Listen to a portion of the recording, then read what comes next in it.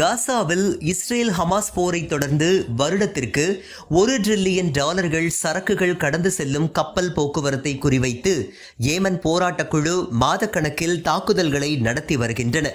2023 அக்டோபரில் காசாவில் போர் தொடங்கியதில் இருந்து 90க்கும் மேற்பட்ட வணிக கப்பல்களை ஏவுகணைகள் மற்றும் ட்ரோன்கள் மூலம் ஹவுதிகள் தாக்குதல் நடத்தியுள்ளனர். குறிப்பாக இஸ்ரேல் மற்றும் அமெரிக்காவுடைய கப்பல்கள் ஹவுதிகளால் குறிவைத்து தாக்கப்பட்டு வருகின்றது. இந்த தாக்குதல்களுக்கான பொறுப்பையும் ஹவுதி படையினர் ஏற்றுக்கொண்டுள்ளனர்.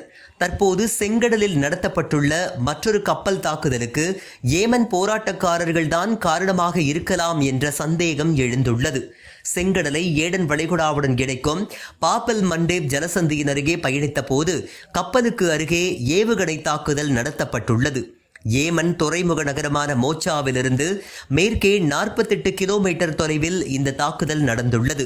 இருப்பினும் கப்பலும் பணியாளர்களும் பாதுகாப்பாக இருப்பதாக கேப்டன் அறிவித்துள்ளார். இந்த தாக்குதலுக்கு ஹவுதிகள் உடனடியாக உரிமை கோரவில்லை என்றாலும் ஹவுதி போராட்டக் குழு தங்கள் தாக்குதல்களை ஒப்புக்கொள்ள சில மணி நேரங்கள் அல்லது நாட்கள் கூட ஆகலாம் என்பதால் வளைகுடா நாடுகளின் சந்தேகம் அவர்கள் மீது திரும்பியுள்ளது.